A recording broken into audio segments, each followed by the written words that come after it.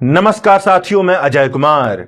प्रशांत किशोर भारत की चुनावी राजनीति का पैसे के कारोबार में बदल जाने का जीता जागता सबूत है। प्रशांत किशोर गजब के आंदोलनकारी हैं, वैनिटी वैन के साथ आंदोलन कर रहे हैं, लेकिन इसमें भी वह पहले नहीं हैं।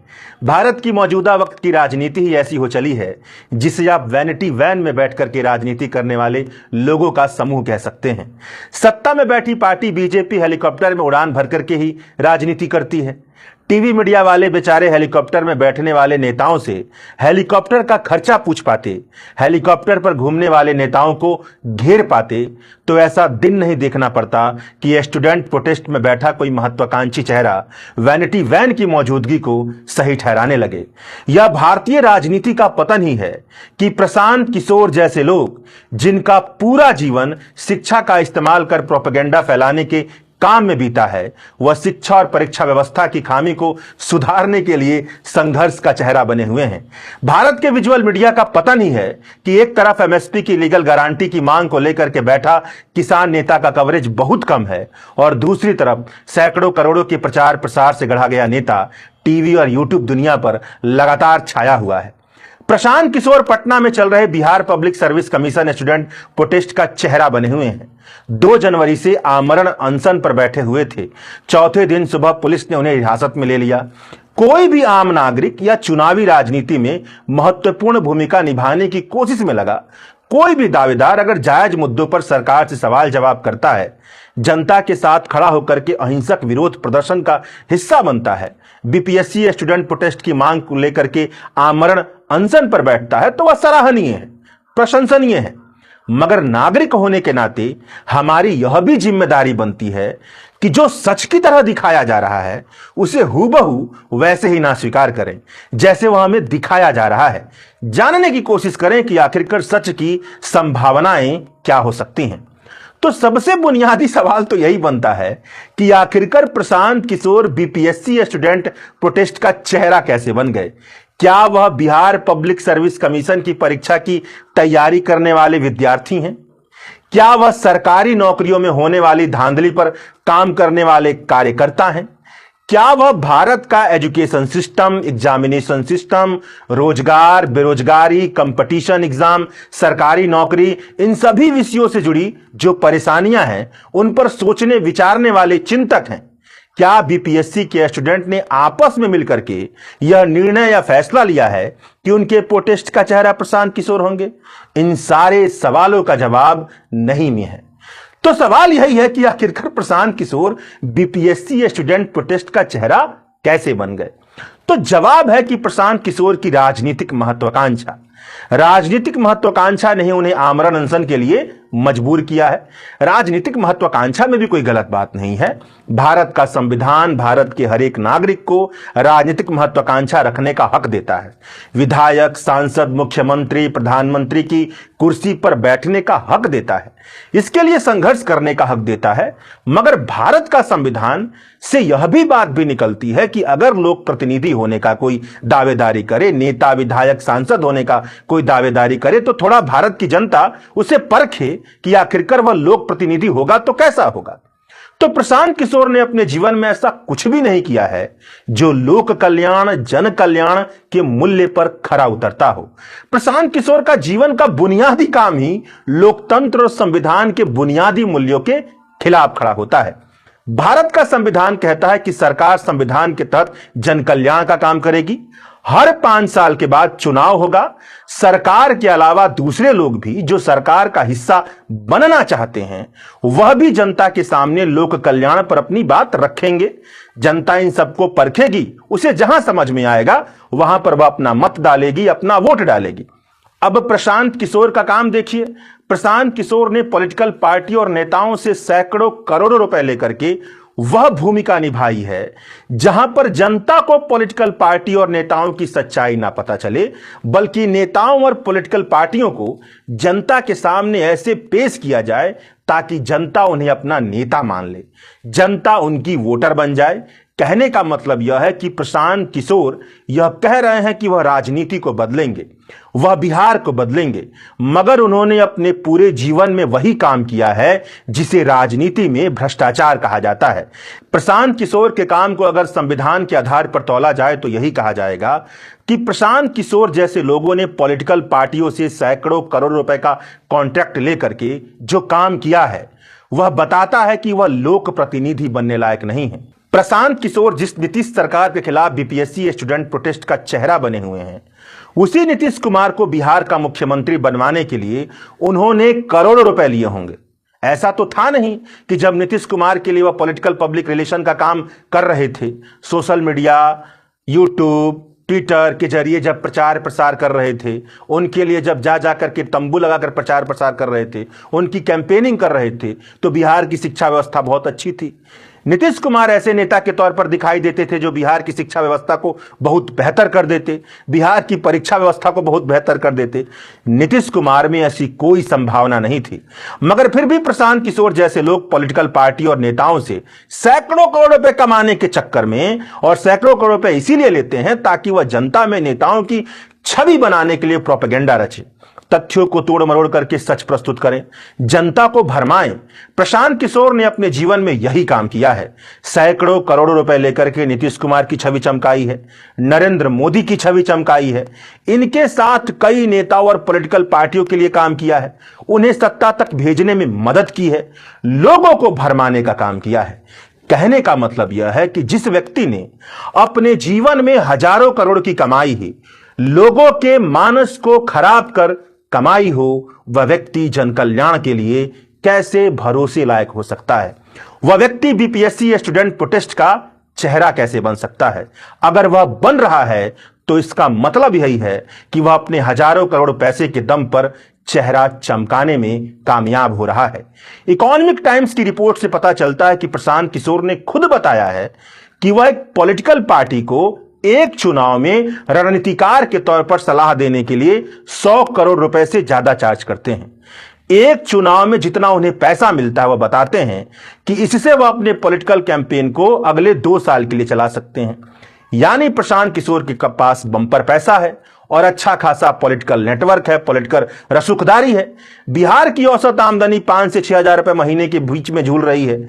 मतलब बिहार की 99% आबादी, 99% से ज्यादा जनता की परेशानी तो इतनी ज्यादा है कि वह भले ही भारत की परेशानी और अपने आसपास की परेशानी देकर के बेचैन होते हों, मगर उनकी जेब में इतना पैसा नहीं है कि वह राजनीति करने जैसा सपना संजो सके। मगर प्रशांत किशोर के साथ तो परेशानी नहीं है। प्रशांत किशोर के पास बंपर पैसा है, पॉलिटिकल नेटवर्क होने के कारण बंपर पैसे का सोर्स होने की संभावना भी है। इसीलिए पिछले 2 साल में वो बिहार के कई इलाकों में घूम चुके हैं, अपना प्रचार प्रसार कर चुके हैं। बिहार के कई इलाकों में उनके पार्टी की कई गाड़ियां घूमती हैं। सैकड़ों नौजवान महीने में हजारों और लाखों रुपए की सैलरी में उनके लिए प्रचार प्रसार का काम करने में लगे हुए हैं। इन सब ने मिलकर के प्रशांत किशोर और प्रशांत किशोर की पार्टी जन सुराज के लिए बिहार में बज पैदा किया है, शोर पैदा किया है, जिस शोर का लक्ष्य बिहार की राजनीतिक सत्ता तक खुद को पहुंचाना है। मगर सवाल यही है कि प्रशांत किशोर जैसे लोग सत्ता में पहुंचकर क्या नीतीश कुमार और लालू परिवार से अलग कोई बड़ा काम कर पाएंगे? नीतीश कुमार और लालू परिवार की युवराज तेजस्वी यादव की राजनीति भी पैसे के दम पर ही चलती है। उनकी सूझबूझ और वैचारिक स्तर में भी भारत के संविधान में निहित जन कल्याण वाली भावना तो दूर दूर तक नहीं दिखाई देती है। अगर जन कल्याण की भावना होती तो भारत का समाजवादी आंदोलन, भारत का सामाजिक न्याय लालू परिवार के गिरफ्त से आजाद होता, दल बदलू नीतीश कुमार से आजाद होता। लेकिन सवाल यही है कि क्या लालू परिवार के युवराज तेजस्वी यादव और दल बदलू नीतीश कुमार के विकल्प प्रशांत किशोर हो सकते हैं? तो प्रशांत किशोर की जीवन यात्रा से ही जवाब दिया जाए तो साफ दिखाई देता है कि केवल शोर मचेगा वह विकल्प नहीं हो सकते हैं। Prashant Kishor BPSC student protest का चेहरा बन रहे हैं, मगर हकीकत में उन्हें शिक्षा का महत्व तक नहीं पता है। अगर शिक्षा का महत्व पता होता तो अपने जीवन में पॉलिटिकल पार्टियों के छवि चमकाने वाले प्रोपेगेंडा मशीन का वह काम नहीं करते। अगर शिक्षा का महत्व पता होता तो नौजवानों की बेरोजगारी का फायदा उठा करके उनसे अपने लिए प्रोपेगेंडा फैलाने का काम नहीं करवाते। किसी की शिक्षा को प्रोपेगेंडा की मशीन में नहीं तब्दील करते। प्रशांत किशोर के जीवन को देखकर कहा जाए तो प्रशांत किशोर जैसे लोग अगर भारतीय राजनीति के शीर्ष पर पहुंचते हैं तो यही कहा जा सकता है कि पहले से ही जो भारतीय राजनीति का कबाड़ा निकल चुका है, ऐसे लोग जब आएंगे तो और ज्यादा ही कबाड़ा निकलेगा। इसमें कोई बहुत बड़ा सुधार नहीं होने वाला है। प्रशांत किशोर से जब मीडिया वाले पूछते हैं कि वह बीपीएससी स्टूडेंट प्रोटेस्ट का चेहरा क्यों बन रहे हैं, तो वह जवाब देते हैं कि वह चेहरा नहीं बने हैं, यह छात्रों का मामला है। वह केवल समर्थन में बैठे हैं। वह अपने रहते हुए किसी पर लाठीचार्ज नहीं होने देंगे, किसी पर एफआईआर नहीं होने देंगे। यह प्रशांत किशोर का जवाब है। लेकिन हकीकत यह है कि विजुअल मीडिया वाले पल पल प्रशांत किशोर की खबर दिखा रहे हैं। टीवी से लेकर यूट्यूब पर यह हेडलाइन चल रही है कि प्रशांत किशोर का अगला प्लान क्या होगा। प्रशांत किशोर ने दिया अल्टीमेटम। मतलब हकीकत यह है कि मास कम्युनिकेशन की दुनिया प्रशांत किशोर को बीपीएससी स्टूडेंट प्रोटेस्ट का चेहरा बनाने में लगी हुई है और उसने चेहरा बना भी दिया है। कई पोस्टर निकले हुए हैं, सोशल मीडिया पर तैर रहे हैं, चुनाव में इस्तेमाल किए जाएंगे। अगर प्रशांत किशोर से पूछा जाएगा तो वह इसका जवाब शायद यह देंगे कि टीवी और यूट्यूब मीडिया वाले उनका चेहरा दिखा रहे हैं। वह तो कह नहीं रहे कि आप उनका चेहरा दिखाइए, लेकिन यह जवाब जितना मासूम होगा उतना ही बेईमानी से भरा होगा। प्रशांत किशोर तो यह भी कह सकते हैं कि वह किसी यूट्यूब चैनल को बाइट नहीं देंगे, वह अलग बैठे हुए हैं। स्टूडेंट से जाकर के बात कीजिए, उनकी आवाज उठाइए। बीपीएससी स्टूडेंट प्रोटेस्ट के लिए प्रशांत किशोर का चेहरा बना करके कोई फायदा नहीं। इससे मुद्दा भटक रहा है, मगर प्रशांत किशोर को पता है कि उन्हें क्या बोलना है, क्या नहीं बोलना है, क्या करना है, क्या नहीं करना है, क्या दिखाना है, क्या नहीं दिखाना है, कितना बोलना है और कितना नहीं बोलना है, ताकि उनका चेहरे का प्रचार प्रसार होता रहे। यूट्यूब और टीवी जैसे विजुअल मीडिया से भी सवाल बनता है कि वह किस हैसियत से प्रशांत किशोर को इतना ज्यादा कवरेज दे रहे हैं। बिहार में राजनीतिक महत्वाकांक्षा के लिए कई सारे लोग संघर्ष कर रहे हैं। क्या वह सबको इतना कवरेज देते हैं? जब सबको इतना कवरेज नहीं देते तो प्रशांत किशोर को कवरेज क्यों दे रहे हैं? इसका जवाब भी पैसा है। मीडिया में मीडिया एथिक्स की कमी है। यही वजह है कि प्रशांत किशोर का चेहरा लगातार दिख रहा है। नहीं तो यही मीडिया वाले जो प्रशांत किशोर की पल पल की खबरें दिखा रहे हैं, हेडिंग चला रहे हैं कि पीके को लेकर के एम्स में निकली पुलिस भारी बवाल, पीके की गिरफ्तारी के दौरान क्या क्या हुआ, वही बम्पर पैसा से लैस मीडिया वाले किसान आंदोलन भी कवर कर सकते थे। एमएसपी की कानूनी गारंटी की मांग लेकर बैठे जगदीप दल्लेवाल के आमरण अनशन को भी कवर करते, लेकिन वह नहीं कवर करेंगे। इसलिए नहीं कवर करेंगे कि उनको जो यहां से टीआरपी मिल रही है, जो उनका धंधा है, वह प्रशांत किशोर से हो रहा है। प्रशांत किशोर का एक वीडियो है जिसमें वह कहते हैं कि उनका आंदोलन और क्रांति पर कोई भरोसा नहीं है। आंदोलन और क्रांति सत्ता तक पहुंचने का माध्यम होते हैं। सृजन का काम बहुत ही धीरे धीरे होता है। यह प्रशांत किशोर की राय है। उनकी राय से यह बात समझ में आती है कि वह सत्ता तक पहुंचने के लिए आंदोलन का हिस्सा बन रहे हैं, आंदोलन का चेहरा बन रहे हैं। मगर क्या वह सृजन का काम कर रहे हैं? क्या उन्होंने अपनी पूरी जिंदगी में कभी सृजन का काम किया है? पॉलिटिकल पार्टियों का छवि चमकाने वाले, नेताओं की छवि चमकाने वाले क्या सृजन का काम कहलाने वाले कहलाएंगे? वह बीपीएससी स्टूडेंट प्रोटेस्ट का चेहरा बने हुए हैं। बीपीएससी स्टूडेंट प्रोटेस्ट तो बहुत ही छोटा सा पहलू है। इसकी जड़ें भारत की शिक्षा व्यवस्था, भारत के एग्जामिनेशन सिस्टम, भारत के करप्शन तक पहुंचती है। इन सबको ठीक किए बिना किसी भी परीक्षा में होने वाली धांधली को ठीक नहीं किया जा सकता है। क्या प्रशांत किशोर की राजनीति इन सब पहलुओं को ठीक कर सकती है? तो इसका जवाब भी आप प्रशांत किशोर की जुबान से ही समझ लीजिए। प्रशांत किशोर अपने कई इंटरव्यू में कहते हैं कि उनका गांधी में बहुत भरोसा है। गांधी विचार और संघर्ष और दर्शन से प्रभावित होकर के उन्होंने अपनी पार्टी का नाम तक जन सुराज रखा है। गांधी दर्शन की मशहूर थ्योरी है जिसके मुताबिक गांधी का यह मानना था कि साध्य और साधन दोनों पवित्र होने चाहिए।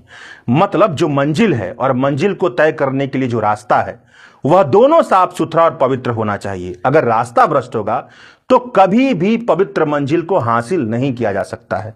अगर तौर तरीका गलत है तो कभी भी सही लक्ष्य का हासिल नहीं किया जा सकता। यह गांधी का मानना था और गांधी के दर्शन से निकली यह थ्योरी ऐसी थ्योरी है जिसे आप त्रिकाल सत्य की तरह देख सकते हैं। हर वक्त रेलिवेंट है, हर वक्त प्रासंगिक है, अकाट्य है। प्रशांत किशोर ने गलत काम से सैकड़ों करोड़ रुपए कमाए हैं, सैकड़ों करोड़ रुपए फूंक करके अपना प्रचार कर रहे हैं। महत्वाकांक्षा राजनीति के शीर्ष पर बैठने की है। मान लीजिए कि वह बिहार के मुख्यमंत्री बन जाते हैं, तब क्या होगा? जो पैसा खर्च करके सत्ता हासिल करता है वह बस पैसा कमाने का साधन बनकर रह जाता है। उसके इर्द गिर्द ऐसे लोगों की मंडली बनती है, उसके टीम में ऐसे विधायक और सांसद पलते हैं जो ना तो उन्हें शिक्षा माफिया से लड़ने की इजाजत देते हैं, ना ही शिक्षा में मौजूद भ्रष्टाचार से, और ना ही किसी तरह की बड़ी सुधार करने की इजाजत देते हैं। प्रशांत किशोर अखबारों और टीवी की हेडिंग जरूर बन जाएंगे, उनका चेहरा भी चमकेगा, मगर जिस रास्ते पर वह निकले हैं उस रास्ते से बिहार की शिक्षा का भविष्य सुधर जाए या बिहार का भविष्य सुधर जाए, ऐसा तो नामुमकिन लगता है। शुक्रिया।